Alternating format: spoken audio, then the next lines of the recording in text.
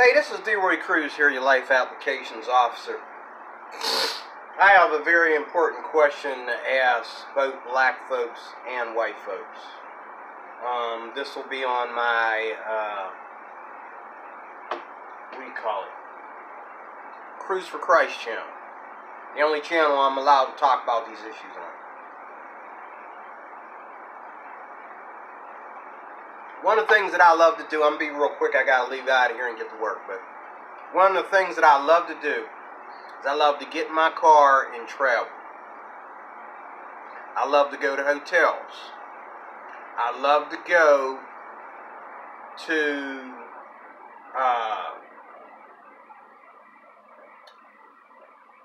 museums. And I love to go places that are different. I love to get out of the inner city and go to, see the history of our country and be around the tradition of our country. Be around the old buildings and be around the neighborhoods that hasn't changed much. Okay? I just got done watching a series of videos this morning, about, again, some of the best places in Pennsylvania. I'm in Pittsburgh, Pennsylvania. I'm not in Pittsburgh, Pennsylvania, because I just love Pittsburgh that much. I'm in Pittsburgh, Pennsylvania because I had to come here to work. And I had to come here for help because I was in some financial problems, so I needed to come here to work. But I've never been in jail. I've never committed any crime. Look at the color of my skin. Tell me if I'm lying. I've never been in jail. I've never been a rapist, a child molester. I've never been, I've never robbed anybody. I've never assaulted anybody, attacked anybody, bullied anybody. Well, maybe when I was a kid. Okay? And there's people today. Let me tell you what kind of black man I am. There's people today, right now as I speak, that bully me because I'm only 5'3.5" and I'm a very nice guy. And they find that to be a coward. They think that they can punk me because I don't walk around with this chip on my shoulder like I'm looking for somebody to say something short to me so I can go off. You know what I'm saying? I don't have that syndrome. I'm not like that. Okay? And I've been places, and as small as I am, I've been places by myself. And people have been hateful towards me in the past. Now, lately, I've been staying close to two areas. I've been staying close to Pittsburgh, which is the town I was born and raised in. I lived up in Westmoreland County for 30 years. And within less than probably a mile away from where I live in Westmoreland County, when I first moved out there, they had the Ku Klux Klan still doing, rallies in Tarentum, Brackenridge area of Pennsylvania, which was not even a complete mile away from where I lived. All them black folks up there. Okay, in Hitttown, New Kensington, you go across the bridge to Tarentum. They were doing, and I had friends. I went to a church that was predominantly white in West Tarentum. And I had friends that were black. We all went to this predominantly white church. My pastor was black, but the church was predominantly white. Now, and the town was predominantly white. Now, Toronto. So my pastor went through a lot of racial struggles to start this church, this little small church in Tarentum, West Tarentum, Pennsylvania. And the white people fought for him because they wanted him to be the pastor of that church. And when my wife and I got married in the late 90s, when my wife and I, we had become ministers in the church, my pastor needed support because he was struggling with cancer. So my wife and I became ministers in the church to back up our pastor. And there were white people that were living in the neighborhood. One guy in particular who my wife thought was going to hurt me because he did not want us parking in the alleyway behind our church, which a lot of the people that live there park in the alleyway because there's no room to park on the street. But the church had its own parking space in front, in front of the back of the church. So it was a good loading dock because when we would unload the van, we would go down into the basement instead of coming up the steps to the front of the church and going up another flight of steps to get, we just brought everything through the back. It was easier that way. And a lot of times we didn't stay back there. We just were back there to unload the van. But the property belonged to the church. And the parking space was a legal parking space for the church to park their vehicles, just like all the homes on that street could park their vehicles in the back if they ran out of room for the front. Well, the van, we wanted to conserve room in the front for those visiting the church, so we parked the van in the back. But this guy wanted to fight. So after 3 times of him coming around, kicking stuff around, he lived right across the street there was a house across the street from us, and he lived here. Now, he had 2 vehicles. One was his wife's, I guess, and one was his. And whenever his wife took the one, he didn't want to park in the front. So whenever one of his vehicles was missing, or whenever both vehicles were at home, he would park in front of the church. But he felt for some reason that us particular people, my wife and I, and our kids, couldn't park our van in front of our church. And I had to step to this man and say, hey, how you figure, man? This is Sunday. Church is open for business, brother. What's the problem?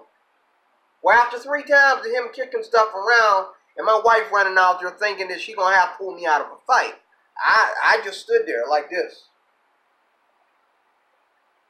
And I was very careful to let him come to me, but I had to step over there near his property and ask him a few questions. But then when he started kicking stuff around, I backed up. My wife called the cops. Cops came. Okay? They wanted to know. The second question that they asked me, cross my heart, so help me God. Did he say anything racist to you? And I told them simply this. He acts like a racist, but I won't scratch it off as racism. I'm more concerned about my right to park our van, our church van, in front of our church.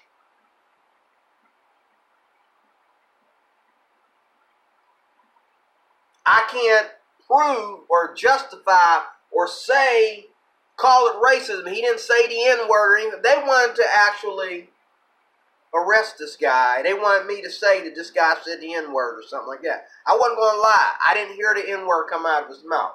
Obviously, to me, he was racist because he wouldn't come out and tell me why I cannot park my van in front of our church on a Sunday, or in front of the back of our church on a Sunday. Okay? When he parks his vehicle there and it's not his property, the property belongs to the church. He parks his vehicle and other people park their vehicles there when church is closed.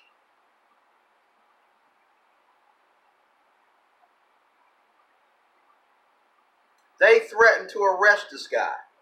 Matter of fact, after I got all the stuff out of the van and came back out, they were still arguing with him. I saw the cop put his hands in the guy's face like, "You're 2 seconds from being arrested, brother." Well, my friend, you know, that's my terminology, brother. But anyway, the thing is, I have 2 questions after watching these videos today for white folks and black folks. First of all, white folks, most white folks today, you say the word racist or anything, they completely go off like, "Don't call me a racist. I'm not a racist. I got a lot of black friends," all like that. Okay. If I was to come to your white neighborhood, if I came to your neighborhood and there were hardly no blacks in your neighborhood, would you allow me, or would you be offended, or would you assume, if you saw this brown skin, that I'm up to something, that I'm there to do something bad?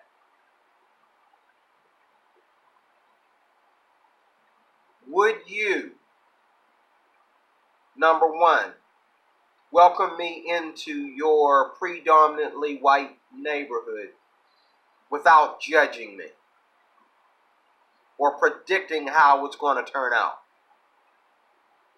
Number two, are there actually still today in every state, unless YouTube is lying, are there actually today in every state segregated neighborhoods? When you say, number three,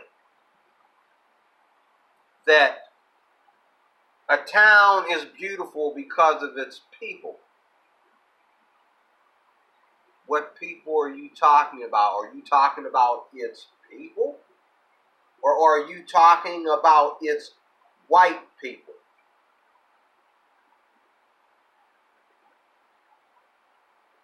Number four,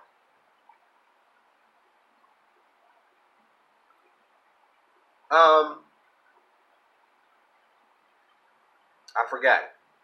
Number four, we'll go to black people and white people.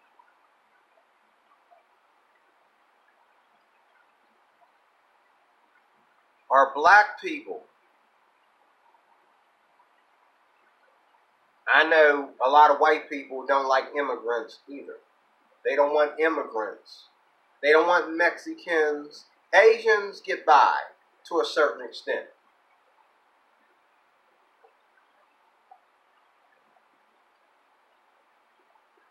But the browner you are, you know, the Amish, the Native Americans, and the Asians get by a lot of times. Well, Native Americans, they were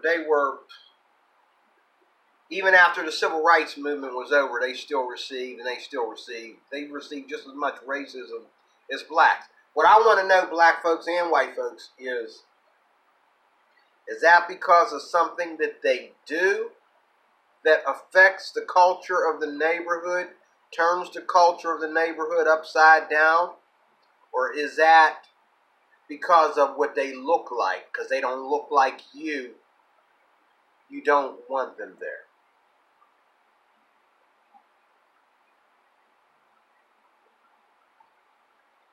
And I think one of the things, to me, and I'm closing, that is a fake apology, is when you say that you've done all this good for blacks and you've done all this good for immigrants, but they only get the inner cities.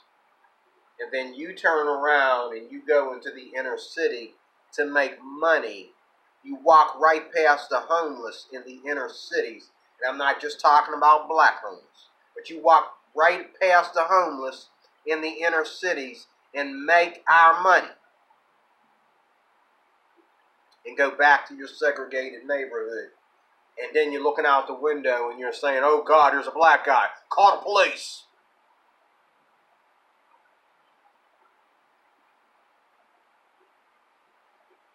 This is, anybody that's been watching my channels, before you call me, say I have a black problem, a race problem, whatever, look at my channels. I am always hard on black people. And here it is. I've told black people, I believe this, black people, that the reason, and I've said this in other videos, the reason is not so much the color of our skin. And the Indians, namely Indians and Arabs, get by better than blacks too. But again, the browner you are, the less people want you in their segregated neighborhoods. Okay? Because segregation is a white thing. When we say segregated, we mean that the town is mostly white. And the only way you're getting in is if you're married to somebody that's white. Okay? But then when you have kids by that white man and them kids show up brown and, other shades of white, okay, then there's a problem. Like right here in Springdale, Cheswick, Pennsylvania. Back in the 90s. But again, black folks, white folks, I do believe that if black folks had built for themselves and built their cities and their towns and, created a culture for us to where you want to come to our town. You want to come buy off of us. You want to come, check out this lovely brown skin, because this lovely brown skin ain't just brown skin, but there's some culture behind it. I ask you black folks, where's that culture today? Oh, we tried. But we were so busy trying to get rights on top of rights. On top of rights, we were so busy trying to be so-called equal and so-called fighting back what we thought was slavery later on, that we never really built anything where people can look at us and say, boy, I want to go over there and see what they're all about. I want to be free. I want to get to know these people. But no, instead, because of our reputation, and white people will agree with me as well as black people that ain't black conscious, okay? All y'all will agree with me. Even all the other nations, other immigrants that are here, they will agree that black people, their biggest problem is their reputation. Because when someone sees me, they don't see D. Cruz. They see a nigger. They see the same people that I run from every day of my life. The same people that get fired from my job. The same people that I run from downtown Pittsburgh. The same people I call the police on once a week. The same people that when they come up in front of my house, I'm looking out the window and I'm being judgmental myself.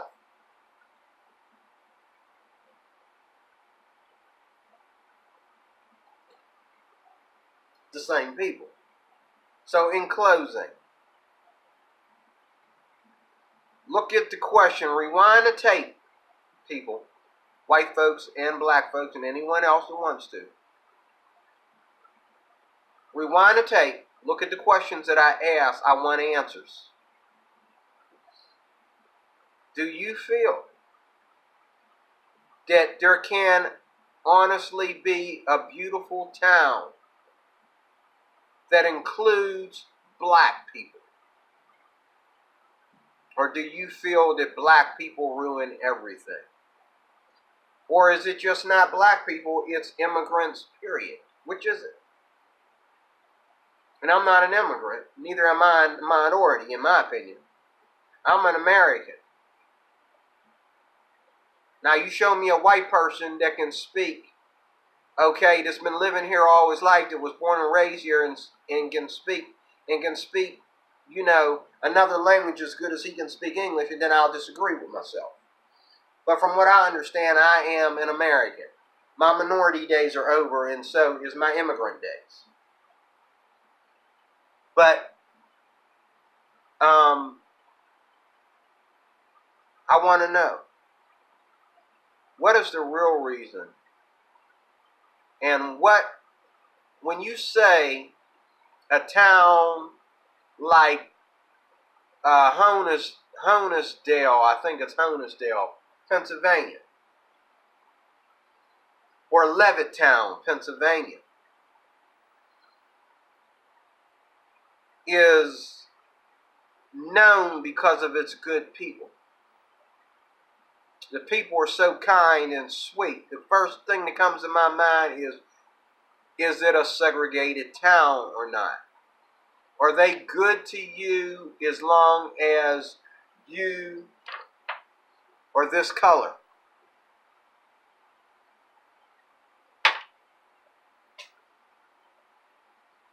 Okay? But if they see this,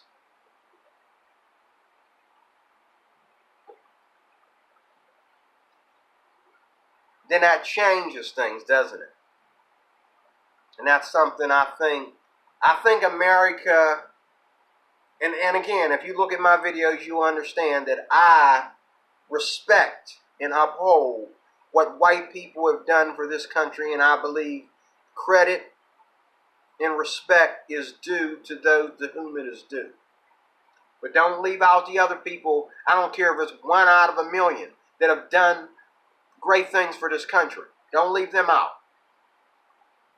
Also, okay, don't act like because you've done more that we can all pack up and leave because you've done more and nobody needs to be here but you. And a lot of you feel that way. But I believe if you could survive that way, I believe you'd have sent everybody back home after the civil rights movement was over, and I believe that you would have sent all the immigrants home as well, if you felt that it could survive. Look at Europe. What's going on in Europe right now? Look what's going on in the UK right now. Wherever there's white, somebody wasn't very bright. That's why Muslims, terrorist Muslims, are running Europe right now. Correct me, tell me I'm wrong, okay? God bless you, thank you for watching, I gotta go. Do me a favor and answer my question, okay? That's what I'm looking for in this dialogue. I want answers to my questions, okay? Talk to you soon with more.